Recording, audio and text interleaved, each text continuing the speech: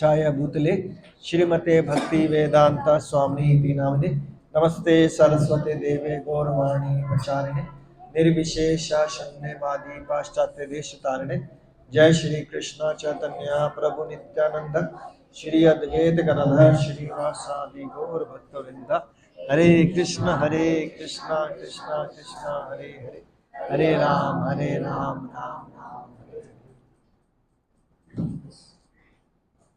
हरे कृष्णा कृष्णा कृष्णा हरे हरे हरे राम राम राम हरे हरे हरे कृष्णा कृष्णा कृष्णा हरे हरे राम राम हरे कृष्णा कृष्णा हरे हरे राम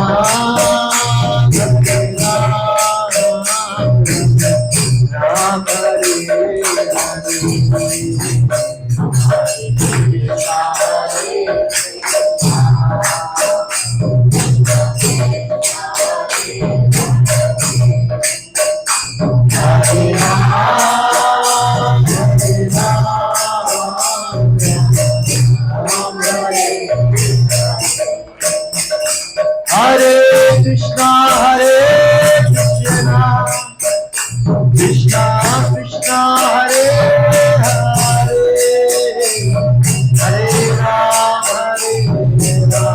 राम राम राम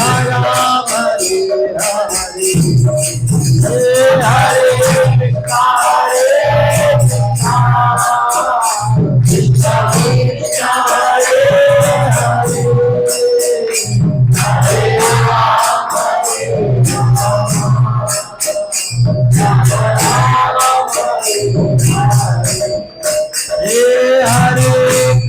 हरे कृष्णा कृष्णा कृष्णा हरे हरे हरे राम हरे कृष्णा कृष्णा कृष्णा हरे हरे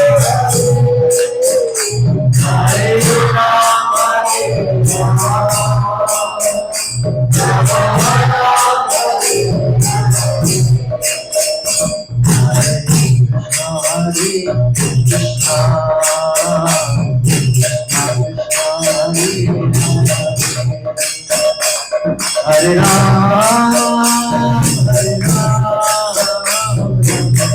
राम हरे हरे हरे कृष्णा कृष्णा हरे राम हरे राम हरे कृष्णा कृष्णा कृष्णा हरे हरे हरे राम राम राम हरे हरे हरे कृष्णा कृष्णा कृष्णा हरे हरे हरे राम राम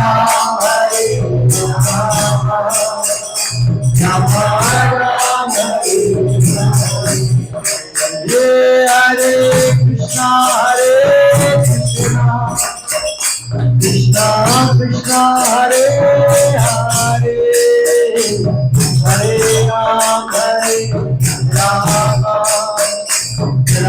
राम हरे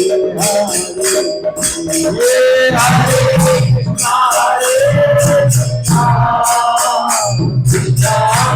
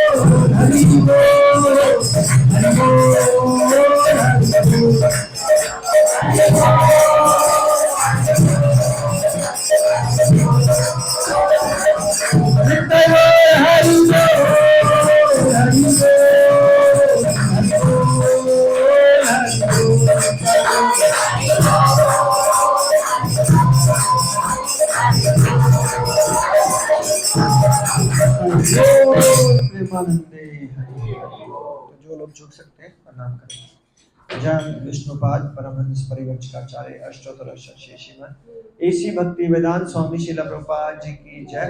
ISKCON founder चार्य BVT founder चार्य शिला प्रभुपाद जी की जय।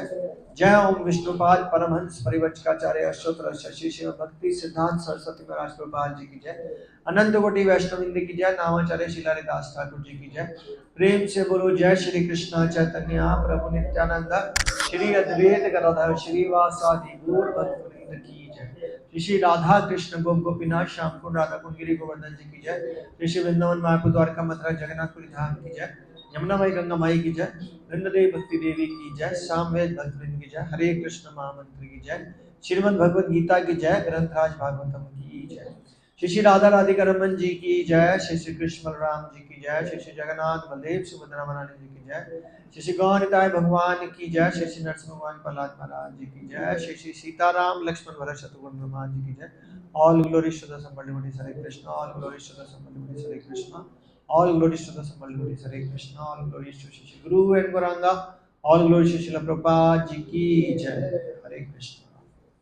Thank you for coming in the class. So Hare Krishna. God की जय।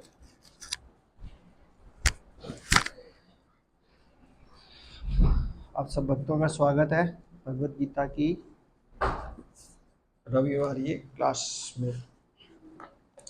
श्लोक संख्या 4.28।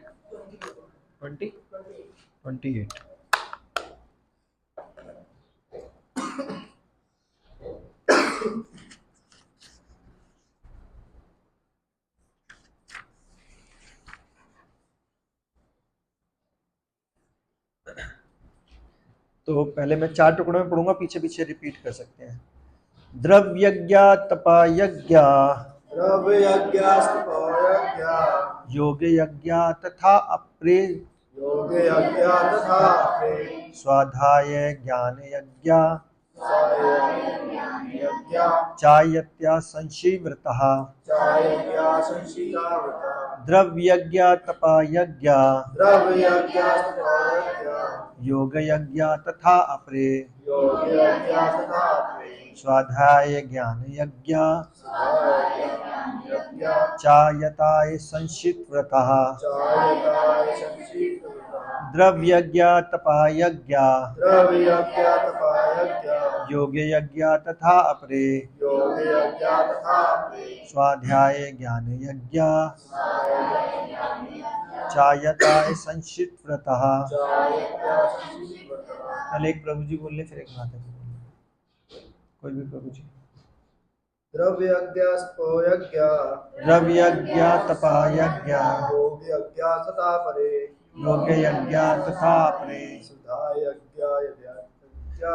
स्वाध्याय ज्ञान यज्ञ चायत्या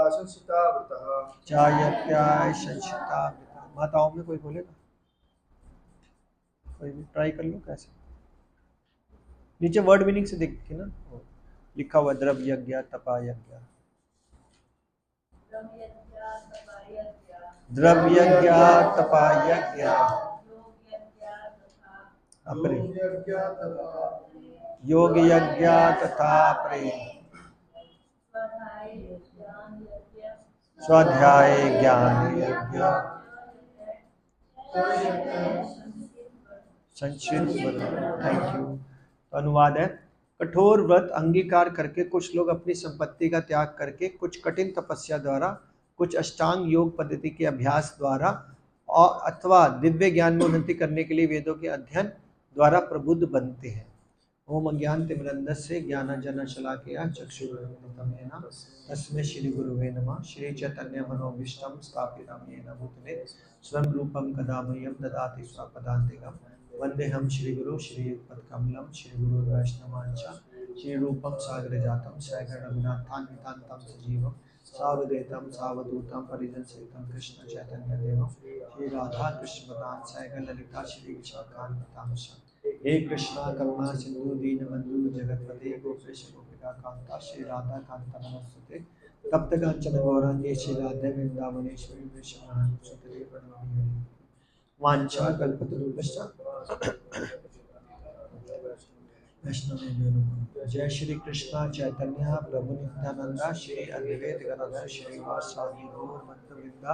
हरे कृष्ण कृष्ण कृष्ण हरे हरे, हरे राम नमो विष्णु पदाय कृष्ण पृष्ठाय भूतले श्रीमते भक्ति वेदांत स्वामी इति नामिने। नमस्ते सरस्वती देवी गौरवाणी प्रचारिणे निर्विशेष शून्यादि पाश्चात्य देशतारिणे।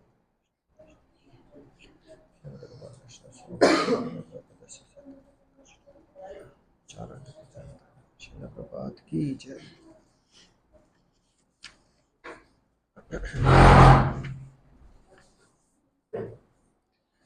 तो तात्पर्य श्रील प्रभुपाद के द्वारा श्रील प्रभुपाद की जय। इन यज्ञों के कई वर्ग किए जा सकते हैं। बहुत से लोग विविध प्रकार के दान पुण्य द्वारा अपनी संपत्ति का यजन करते हैं। भारत में धनाढ्य व्यापारी या राजवंशी अनेक प्रकार के धर्मार्थ संस्थाएं खोलते हैं, यथा धर्मशाला, अन्न क्षेत्र, अतिथिशाला, अनाथालय और विद्यापीठ। अन्य देशों में भी अनेक अस्पताल, बूढ़ों के लिए आश्रम तथा गरीबों को भोजन, शिक्षा, चिकित्सा की सुविधाएं प्रदान करने के दानत्व संस्थान है। ये सब दान कर्म द्रव्य में यज्ञ है। अन्य लोग जीवन में उन्नति करने अथवा उच्च लोकों में जाने के लिए चंद्रयान तथा चतुर्मास जैसे विविध तप करते हैं। इन विधियों के अंतर्गत कतिपय कठोर नियमों का अधीन कठिन व्रत करने होते हैं। उदाहरणार्थ, चतुर्मास व्रत रखने वाले वर्ष के 4 मासों जुलाई से अक्टूबर तक बाल नहीं काटाता, ना ही कतिपय खाद्य वस्तु खाता है और ना ही दिन में 2 बार खाता है, ना निवास स्थान छोड़ के कहीं जाता है। जीवन के सुखों का ऐसा परित्याग तपों में यज्ञ कहलाता है। तो अभी तक क्या समझ में आया? हाथ खड़ा करके बताओ। पहले मताओं में से कुछ समझ में क्या क्या आया? नहीं, पहले मताओं में से बताइए। अरे पढ़ो पहले, एक बार सब पढ़ो, यहाँ तक मन में पढ़ो और समझाओ। पहले मताएं समझाएंगे फिर प्रभु जी।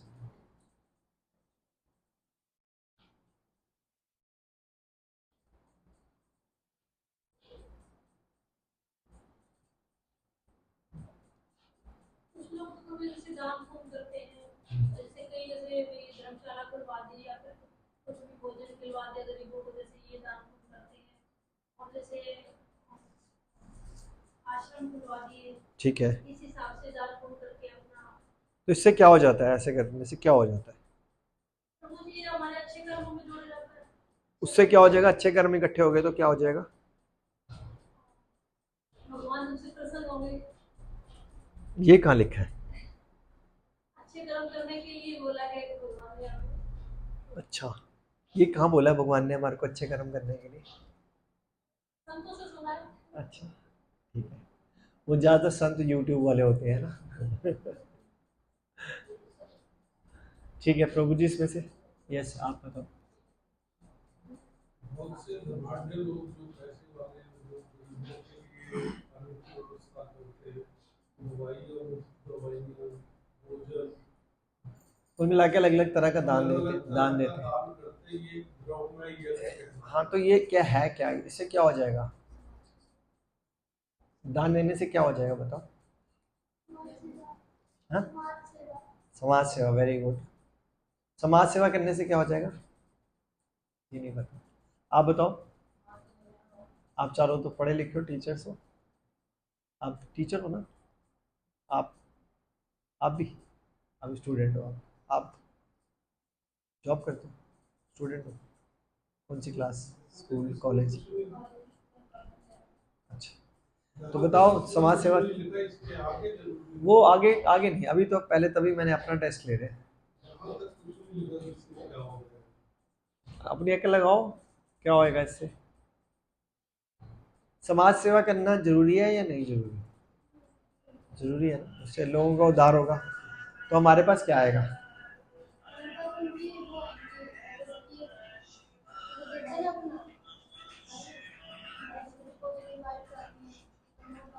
तो फिर पॉजिटिव वाइब से क्या हो जाएगा?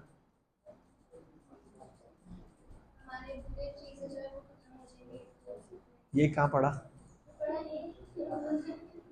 तो ये देखो, ये बताया गया अलग अलग तरह के यज्ञ होते हैं।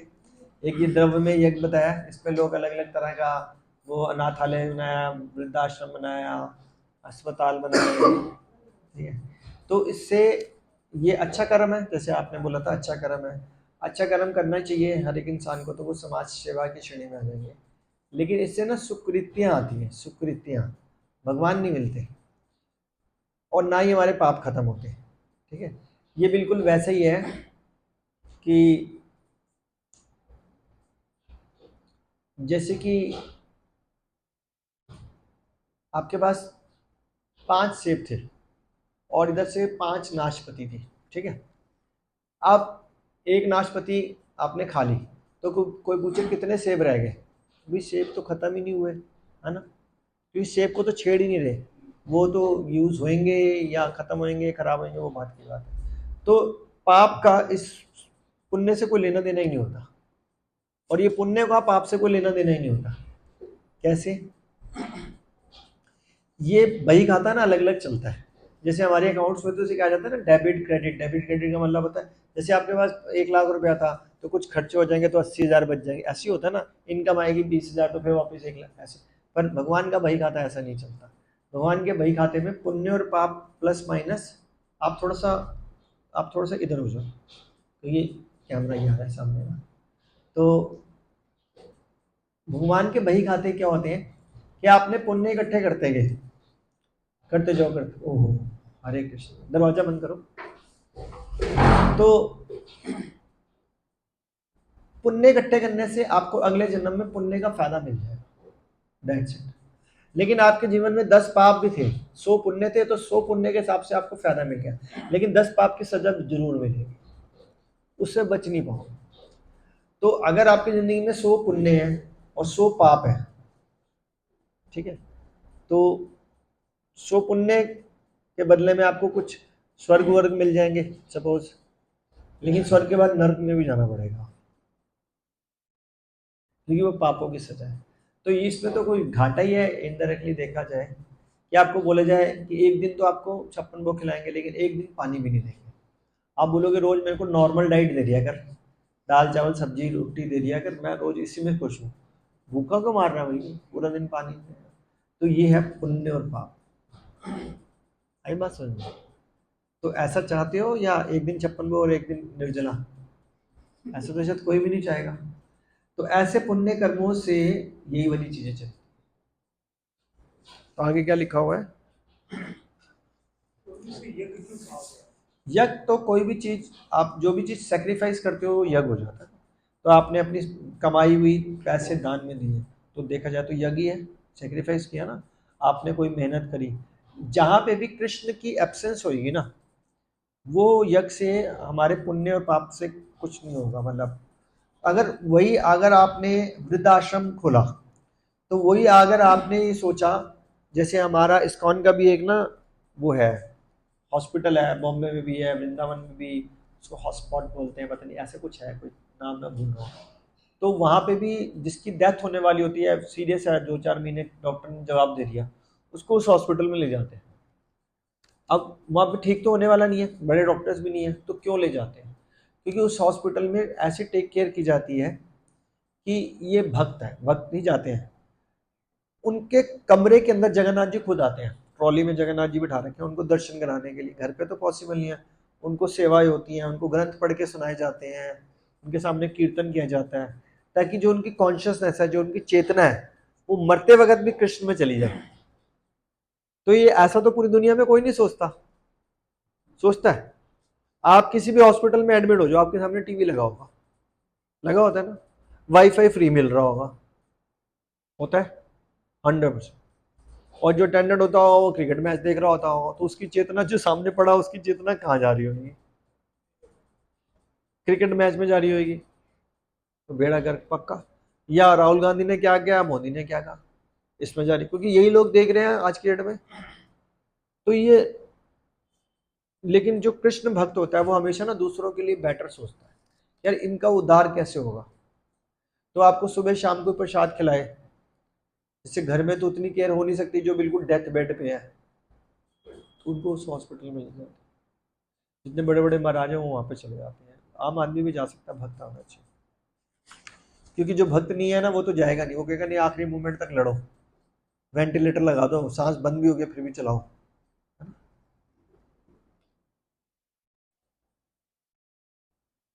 तो वो ना, वो इन चीजों में बहुत ज्यादा पड़ेंगे, बाल नहीं काटना।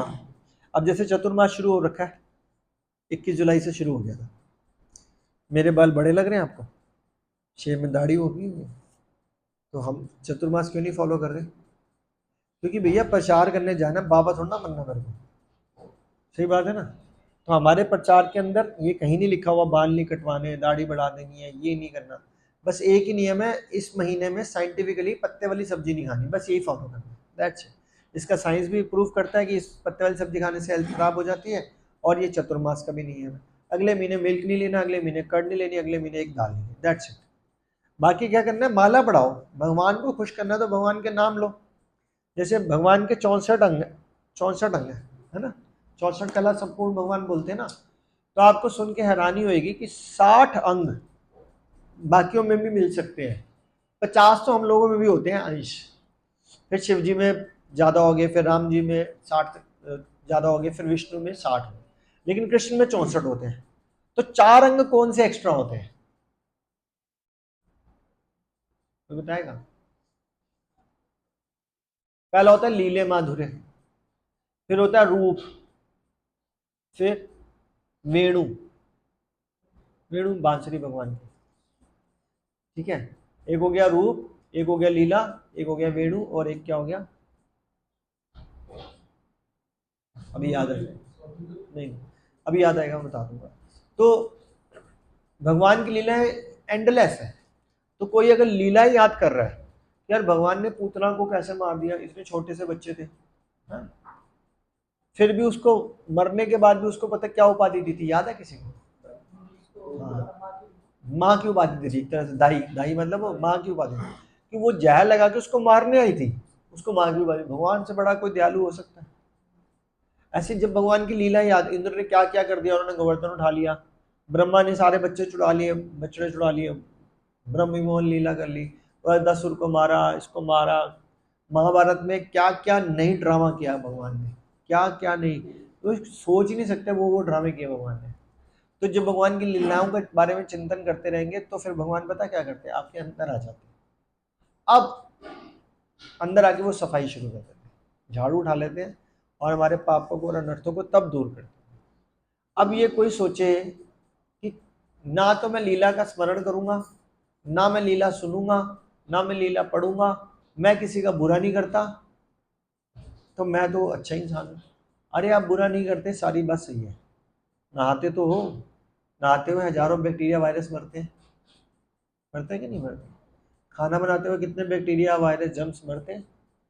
तो कैसे पाप तो लग रहा है फिर, बच्चों के तो नहीं। तो भगवान कहते हैं अगर आप वो काम तो करना ही करना है, लेकिन अगर मेरी लीलाओं के बारे में जो सुनता है, जो सुनता है उसके समस्त पाप काट देता हूं। कैसे सुनता है? प्रेम पूर्वक और श्रद्धा पूर्वक, है ना। तो प्रेम पूर्वक और श्रद्धा पूर्वक सुनने से अंदर बैठे परमात्मा हृदय को क्लीन कर देते हैं, और हमारे पाप को तब खत्म करते हैं, तब कृपा आती है हमारे पास, उससे पहले कृपा नहीं आती। हम सोचे हम अपनी बुद्धि दौड़ा लेंगे, बुद्धि नहीं दौड़ा सकते, आप कुछ कर लो। आपको क्या लगता है आप अपने दम पे जब कर लोगे? हो ही नहीं सकता, एक मुंह से राम नहीं निकलेगा। आपने देखा होगा समाज में ऐसे बहुत सारे लोग हैं, बोलते हैं भाई बोलो हरे कृष्णा, क्यों बोलूं? नहीं बोलेंगे, वो 10 बार बोलेंगे क्यों बोलूं, मैं नहीं बोलूंगा, इतने में तो हरे कृष्णा बोल, नहीं बोलेगा। और राम राम बोलते हैं भाई, क्यों बोलूं? आपने देखा राम को? नहीं देखा, फिर क्यों बोलूं? नहीं बोलता। तो वो कृपा नहीं है उनपे। अब वो कह रहे हैं कि वो बाल नहीं कटवाता, कतिपय चीजें मना जो खाता नहीं है, दिन में एक बार खाता है।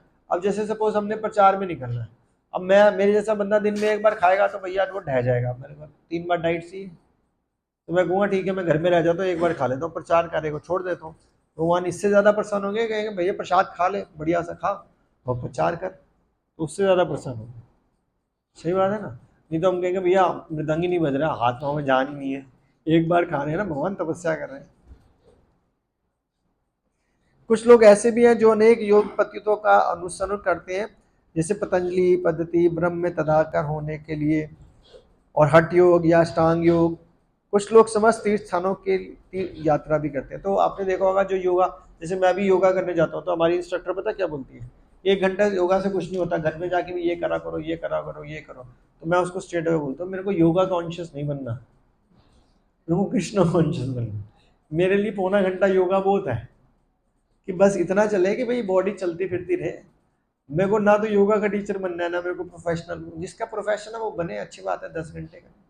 अदरवाइज अब कई लोग नेचुरोपैथी करते हैं, उनके पूरे दिन में क्या होता है, ये घूमता है, इस टाइम पे ये खाना है, इस टाइम पे ये खाना है, इस टाइम पे ये खाना है, इस टाइम पे बॉयल खाना है, इस टाइम पे सो जाना है, इस टाइम पे उठ जाना है, पूरा सिस्टम। तो मैंने कहा बीच में कृष्ण कहाँ गए?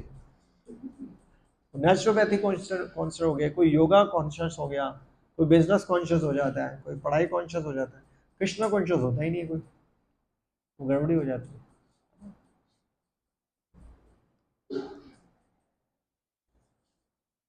हालांकि ये सारी चीजें अच्छी होती हैं, योगा कॉन्शियस अच्छी बात है, पर कितना, रुक्मिणी कृष्ण प्रभु जी बोलते हैं, सॉरी प्रभुपाद जी बोलते हैं, डू द नीडफुल, जितनी जरूरत है उतना। अब दिन में अगर आप 365 दिन योगा करते हो आधा पौना घंटा, मोर देन एनफ।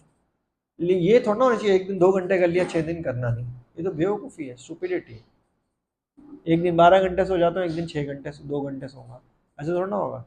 कांस्टेंट करना है, रीडिंग रोज करनी है, श्रवण रोज करना है, जब रोज करना है। तो कुछ लोग समस्त तीर्थ स्थानों की यात्रा करते हैं, ये सारे अनुष्ठान योग यज्ञ कहलाते हैं, जो भौतिक जगत में किसी सिद्धि विशेष के लिए किए जाते हैं। कुछ लोग ऐसे हैं जो विभिन्न वैदिक साहित्य और उपनिषद तथा वेदांत सूत्र या सांख्य दर्शन का अध्ययन अपने ध्यान लगाते हैं, इसे स्वाध्याय यज्ञ कहते हैं। तो वो ना पढ़ते किस लिए हैं? नॉलेज लेने के लिए, कि मेरे को 10,000 श्लोक याद है, तो इससे भगवान प्रसन्न होंगे? नहीं हो, क्योंकि ये तो तुम ज्ञान लेने के लिए कर रहे थे, भगवान को प्रसन्न करने के लिए थोड़ा ना कर रहे थे। अच्छा एक बात बताओ, एक कोई अम्मा है, ठीक है, वो बड़े प्यार से भगवान के लिए खीर बनाती है और बड़े प्यार से भगवान को भोग लगाती है, और एक पंडित जी हैं, वो इतने सारे मंत्र बोल जाते हैं और बाहर आके यूट्यूब देख रहे हैं, और वो अम्मा अंदर जाके भोग लगाती है और बाहर भी कृष्ण का भजन गाती रहती है, भी भगवान भोग लगा रहे, खा रहे होंगे, कैसे लग रहे होंगे भगवान, अभी प्रसाद मिलेगा कितना भगवान ने खाया होगा, तो उसकी कॉन्शियस कृष्णा कॉन्शियस है। तो हमने कई बार बोला है, जैसे शुद्ध भक्ति की डेफिनेशन क्या होती है?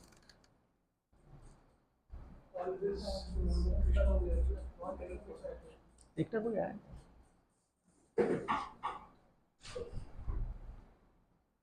नहीं, छोड़ दो,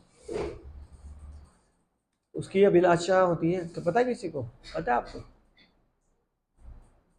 और किसी को पता है? मंजू माता जी बताया हुआ, अन्य अभिलाषिता शून्यम ज्ञान कर्म आदि अनावृतम अनुकूलस्य कृष्णा शीलनम भक्ति उत्तमा।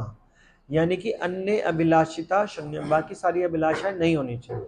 उन अभिलाषाओं में क्या आता है? ज्ञान कर्म आदि। तो ये सारा कर्म कांड था ना, मेरे कर्म अच्छे होने चाहिए, है ना, आ गया। ज्ञान वेदों का अध्ययन करना, अब फिर लोग मेरे को पंडित समझेंगे, देखा कितने भगवद गीता के लेक्चर देता हूँ, भागवतम के लेक्चर देता हूँ, पंडित बन, तो इससे तो आपका अहंकार बढ़ रहा है ना।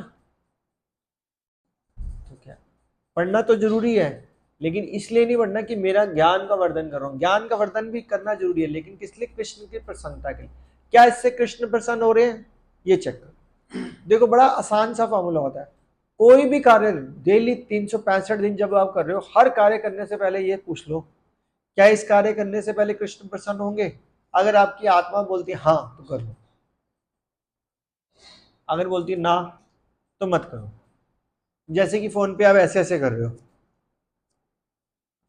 तो पूछो कृष्ण प्रसन्न होंगे? तो आंसर क्या आएगा? हाँ, नहीं, तो मत करो। आप लगे हो गप्पे मारने में, तो कृष्ण प्रसन्न होंगे? इसको बोलते हैं प्रजल्पा, होंगे नहीं होंगे? तो मत करो। आप भक्तों के साथ या बाहर की दुनिया में भगवान के बारे में बात करोगे तो भगवान प्रसन्न होंगे? तो कर लो। आप जॉब करने जा रहे हो, इससे भगवान प्रसन्न होंगे?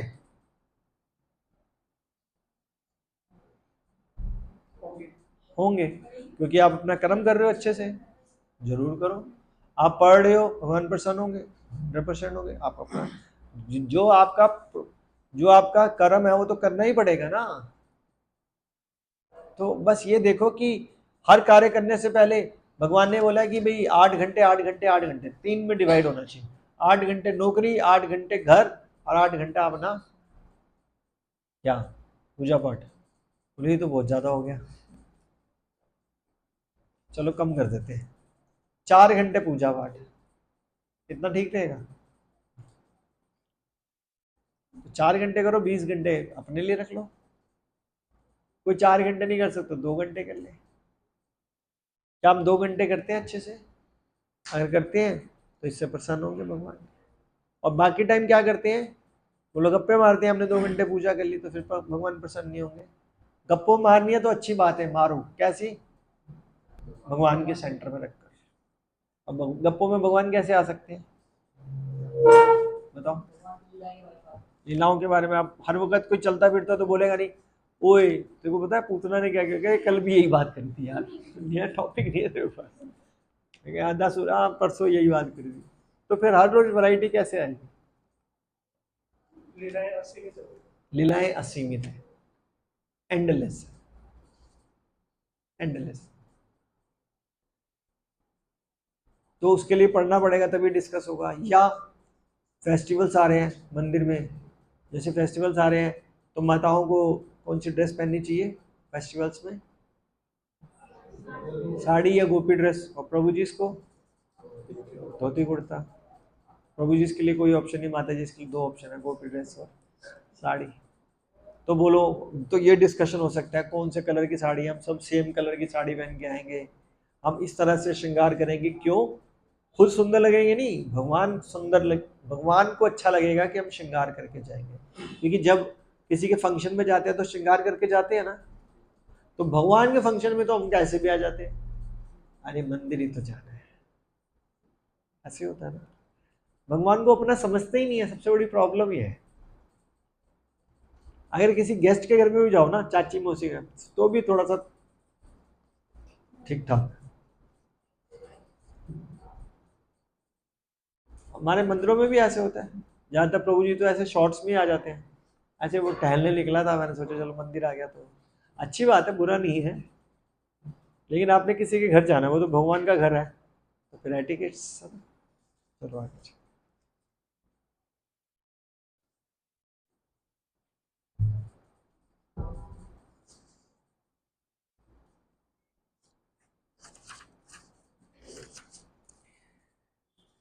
तो आगे लिखा हुआ है, कुछ लोग समझ, ये हो गया था का अध्ययन लगाते हैं, इसे स्वाध्याय या कहते हैं। ये सारे योगी विभिन्न प्रकार के युगों में लगे रहते हैं और उच्च जीवन की तलाश में रहते हैं, किंतु कृष्ण भावना में इससे पृथक है, अलग है, क्योंकि यह परमेश्वर के प्रत्यक्ष सेवा है। इसे उपयुक्त किसी भी यज्ञ से प्राप्त नहीं किया। परमेश्वर की प्रत्यक्ष सेवा का मतलब पता है क्या होता है? क्योंकि परमेश्वर की डायरेक्ट सेवा तो मिलेगी नहीं, ना कर पाओगे। साक्षात भगवान श्री कृष्ण नीचे तो उतरने वाले नहीं, पैर दबा रहे हैं, तो कैसे उनको हम प्रत्यक्ष सेवा दे सकते हैं? कोई एग्जाम्पल बताओ उनके। हाँ, वेरी गुड। तो भक्तों की सेवा करना, क्योंकि अगर आप भक्तों की सेवा करोगे तो भगवान प्रसन्न होंगे। क्योंकि भक्त ब्राह्मण जो बोलते हैं भगवान का सर है, मतलब टॉप मोस्ट। तो ब्राह्मण या भक्त एक ही बात होगी कि भगवान की सेवा में लगा हो, उसकी सेवा करना। तो हम में से बताओ भगवान की सेवा कौन कौन करता है? भगवान के भक्तों की सेवा, मतलब वेरी गुड। क्या करते हो आप?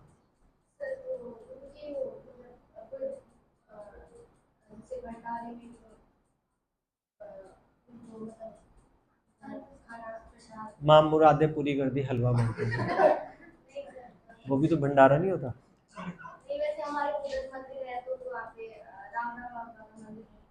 वहाँ पे क्या करते हो? डिस्ट्रीब्यूशन।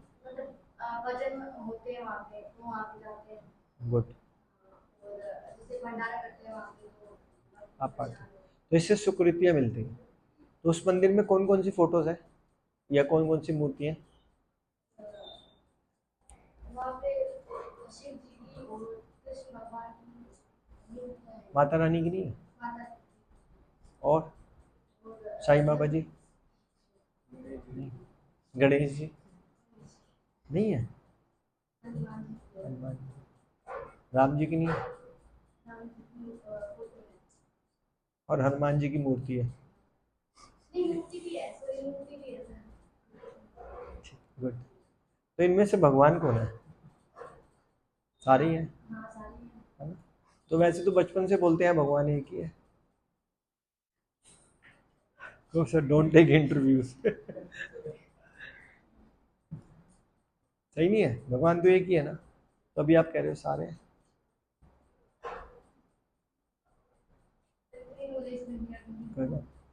अपने पापा का नाम बताओ और मदर का। थोड़ा सा ऊंचा बोलो कि पापा और मम्मी का नाम। हरीश कुमार पापा का नाम और मम्मी का नाम क्या? कोमल। कोमल जी, ठीक है। देखो अब मैं एक बात बोलता हूँ, बुरा मत मानो। तो मैं अगर ये बोल दूँ, आपको नहीं बोलता, किसी को बोलूँ कि आपके पापा और मम्मी का नाम बताओ, वो बताएगा।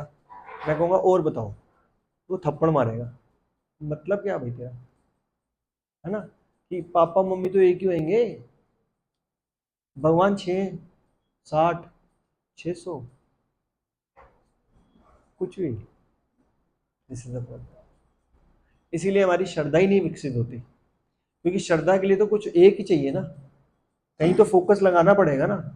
इसलिए हम लोग फंसे रहते हैं, कभी सोमवार का व्रत आ गया, कभी वीरवार का आ गया, कभी शनि का आ गया, कभी राहु भारी हो गया, कभी कुछ हो गया, तो कभी हमारी पूरी जिंदगी निकल जाती। और मैं हमेशा बोलता हूँ, हमारे पूर्वज, पूर्वज छोड़ दो, राम, तो जैसे कई लोग होते हैं कि वो भगवान की भक्ति भी करते हैं और बुरे काम भी करते हैं, क्या करना चाहिए? सिर्फ अच्छे काम करने तो चाहिए। उनका होता क्या? अभी मैंने स्टार्टिंग में बताया था ना, पाप बढ़ते रहते हैं उनके, और पुण्य भी बढ़ रहे हैं। तो पुण्य का फायदा भी मिलेगा और पाप का भी रिजल्ट मिलेगा। अब अगर आप बराबर है तो भी जूते तो पड़ने ही पड़ने हैं, नरक तो मिलेगा ही मिलेगा। तो फिर गुरु जी को कहते हैं कि आप पुण्य को शून्य कैसे करा जा सकता है? हमें तो बचपन कहाँ है। भगवद गीता का 18वें अध्याय का 66वां श्लोक है, सर्व धर्मान परित्यज्य माम एकम शरणम व्रज अहम त्वम सर्व पापेभ्यो मोक्षयिष्यामि मा शुचे। दोबारा सुनो, और इसका मतलब आप ही बताओगे, संस्कृत नहीं आती ना, फिर भी आप ही बताओगे। सर्व धर्मान परित्यज्य, हाँ, सभी धर्मों को त्याग करो। सर्व धर्मान परित्यज्य माम एकम शरणम व्रज, हाँ, मेरी एक की शरण में आ जाना पड़ेगा। सर्व धर्मान परित्यज्य माम एकम शरणम व्रज अहम त्वम सर्व पापम, क्या मतलब है? मैं तुम्हारे सारे पाप मोक्षयिष्यामि मा शुचे, सारे पाप माफ कर दूं। कौन बोल रहा है? तो हम बोलते हैं भाई, who are you, I am not following your advice. मुझे क्या पता आप सच बोल रहे हो झूठ बोल, ऐसे बोल सकते हैं? नहीं बोलेंगे। तो भगवान बोल रहे हैं मेरी शरण में आ जाओ, मैं तुम्हारे पाप माफ करूंगा। कौन आता है? जरा सा कुछ होता नहीं है, जरा सा कुछ नहीं होता हमारी लाइफ में, और कोई एस्ट्रोलॉजर बोल देता है कि भाई एक बार बताओ, कृष्ण की पूजा करो, बहुत अच्छी बात करो, लेकिन शनिवार को तेल चढ़ाने में प्रॉब्लम क्या है कोई प्रॉब्लम? पूजा करो, 16 माला करो, लेकिन शनिवार को तेल चढ़ा दिया तो प्रॉब्लम क्या है कोई प्रॉब्लम? नहीं है ना। इसका मतलब आपको ये लगता है अंदर से, कृष्ण शायद मेरी पूजा, कृष्ण मेरी हेल्प नहीं करेंगे, शनि महाराज मेरी हेल्प ज्यादा करेंगे। और शनि महाराज जी को रावण उल्टा टांग के रखते थे, तो रावण की पूजा कर लो भैया। करते थे सच में। और शनि महाराज नहीं, जितने भी वो थे, राहु केतु वगैरह, सब झाड़ू मारते थे रावण। अब मैं नहीं बोल रहा, शास्त्र बोल रहे हैं। तो कोई राहु के चक्कर में पड़ा हुआ है, कोई कहाँ पड़ा हुआ है, कोई कहाँ पड़ा हुआ है।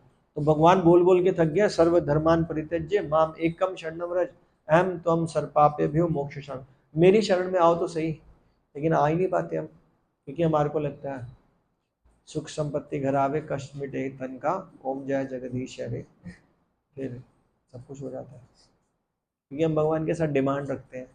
शरण में आने का मतलब क्या हुआ कि मैं आपकी शरण में, आप कुछ भी रखो। वो एक भजन आता ना, तुम मेरी लाखों लाज हरी, सुना है? अच्छा बढ़िया। तो आप मारो, काटो, पैसा दो, ना दो, फेम दो, डिफेम दो, कुछ भी करो, मैं तो आपके शरण में हूं। मेरी फाइल किसके पास है? तो भगवान आपका बुरा करेंगे? फिर भी ट्रस्ट नहीं होता। फिर भी हम सबके मंदिरों में पता क्या होता है, 10 पूरी जितना मंदिर का साइज होता है ना, पूरा खचाखच भरा होता है, कोई छूट ना जाए, कोना आगे पीछे दाएं बाएं कुछ भी। सही बात है। तो फिर शरण में कैसे आएंगे? फिर इन्हीं के चक्रों में पड़े हुए हैं। कोई अस्पताल बना रहा है, कोई वृद्धाश्रम कर रहा है, उसको लग रहा है भैया इससे मेरे को स्वर्ग मिल जाएगा। और मैंने कई बार बोला स्वर्ग का मतलब पता है क्या होता है? अगर आपसे पूछो तो आप मतलब सब, ये नहीं मतलब आप मतलब सब, अगर सभ्य समाज में बोले, सभ्य समाज में कि भाई साहब आपको एक ऐसी जगह ले जाऊं, जैसे आपके पापा को बोले, मतलब बुरा मत मानना है किसी, मतलब ठीक है आपको एग्जाम्पल ले लो, बुरा मत मानना, आपके पापा को कोई आए और बोले भाई साहब आपको ऐसी जगह ले आता हूँ, खूब शराब मिलेगी दिन रात, और बड़ी रेस्पेक्ट में मिलेगी, शराब भी पियोगे रेस्पेक्ट में, और खूब औरतों का संग मिलेगा, तो जूते मार के भगाओगे ना उसको। तो स्वर्ग में सिर्फ यही होता है, सिर्फ यही। वहां पे सोम रस बोलते हैं और अप्सराएं बोलते हैं। तो ये इनसे मिल जाएगा, भगवान नहीं मिलेंगे। क्यों? क्योंकि आपने जो अच्छे कर्म किए, ये लो, यही चाहिए था ना, ले लो। भगवान तो कह रहे हैं मेरी शरण में आ जाओ। मेरी शरण में आने का मतलब क्या होता है? हरे कृष्ण कृष्ण कृष्ण हरे हरे, हरे राम राम राम, कि एकमात्र भगवान का नाम का उच्चारण करना। इसका मतलब ये नहीं कि दूसरों की डिसरेस्पेक्ट करना, कुछ भी हो सबकी रेस्पेक्ट करना। Respect, respect all, association of few, follow one. Respect all, association of few, respect one. हम क्या करते हैं? रेस्पेक्ट बहुत कम की करते हैं, एसोसिएशन पूरी दुनिया का करते हैं, और फॉलो भी पूरी दुनिया को करते हैं। इवन यूट्यूब पे कोई बाबा जी पॉपुलर हो रहे हैं, वाह आ जाओ। ऐसा ही हो रहा है आज की डेट में। और फिर दुनिया से पूछो, कह रहे हैं मैं तो बहुत बड़ा भक्त हूँ। अब पूछो भक्त होता है कौन है, ये नहीं पता। मैं भगवान की बेटे का आता हूँ। अरे भक्त का मतलब ही नहीं पता। आप में से किसी को पता है भक्त का मतलब क्या होता है? आप में से कौन कौन भक्त है, हाथ खड़ा करो। देखो अभी इतनी हिम्मत, वेरी गुड, 2 की तो हुई। लेकिन मैं नहीं हूँ फिलहाल, ओपनली बोल रहा हूँ, मैं भक्त की श्रेणी में भी नहीं आता, दूर दूर तक। भक्त से पहले होते हैं साधक। हम साधक बनने का प्रयास करें। अब बोलो कौन कौन भक्त है? और बाहर वाला बोलता है जो सिर्फ हनुमान जी को भोग भी लगाता है ना, तो कहता है मैं हनुमान जी का बड़ा पक्का भक्त हूँ। अब जो हनुमान जी ने सेवा करी है, हम क्या सपने में भी सोच सकते हैं? और हम लोग क्या बोलते हैं, हनुमान जी को तो याद कर लेते हैं, बहुत अच्छी बात है, लेकिन राम जी को भूल जाते हैं। तो हनुमान जी से प्रसन्न होंगे? वो कहेंगे यार मैं दास, मेरे मालिक को आप धुतकार रहे हो। तो हरे कृष्ण में हरे राम भी है भाई। तो ये बारीकियों से समझना होता है हर चीज को। बस ये खत्म करके छोड़।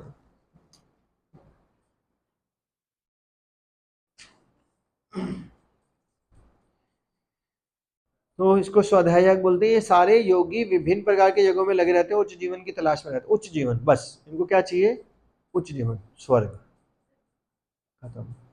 और हम भी बड़े चाव से, पता क्या लिखवाते हैं, चाव नहीं मतलब स्वर्गीय।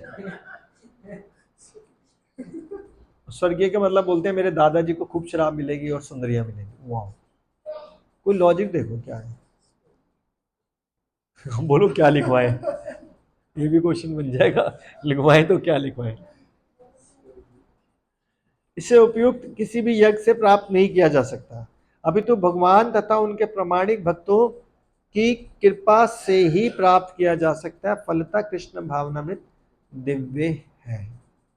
तो सिर्फ कैसे होगा? भगवान के भक्तों की कृपा होगी तब। भगवान के भक्तों की कृपा कैसे होएगी? अभी शोभा यात्रा आ रही है, इतने सारे भक्त दिल्ली, 300 भक्त तो दिल्ली से आ रहे हैं, 200 तो आपके सेंटर के इधर के ही होंगे, फिर पूरी रेवाड़ी में ऐड हो रही है। आपको बहुत अपॉर्चुनिटी मिलेगी सेवा करने की। सेवा का मतलब जरूरी नहीं होता भंडारा बांटना या झाड़ू मारना या गार्डनिंग करना, नो। भगवान की शोभा यात्रा में चलना, डांस करना, कीर्तन में पार्टिसिपेट करना, खूब एंजॉय करना, प्रसाद बांटना, प्रसाद पाना, खाना पीना, ये सेवा है। इससे भगवान भी खुश हो जाते हैं, भगवान के भक्त भी खुश हो जाते हैं।